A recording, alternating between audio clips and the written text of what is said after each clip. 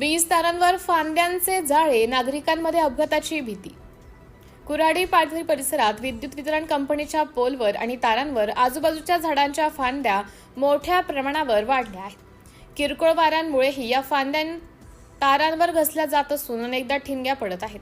यामुळे परिसरात वीज पुरवठा खंडित होण्याच्या प्रमाणात मोठी वाढ झाली आहे।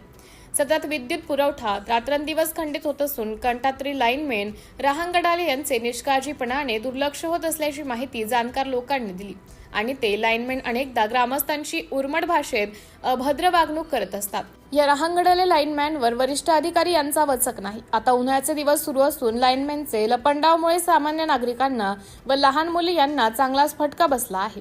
सध्या उन्हाळ्याचे दिवस असल्याने संभाव्य अपघाताची भीती, शॉर्ट सर्किटचा धोका वाढला आहे।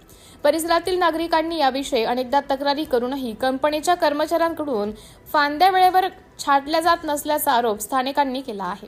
या समस्येकडे वरिष्ठ अधिकाऱ्यांनी लक्ष देऊन त्वरित फांद्या हटवाव्यात आणि संभाव्य मोठा अपघात टाळावा अशी जोरदार मागणी धरत आहेत।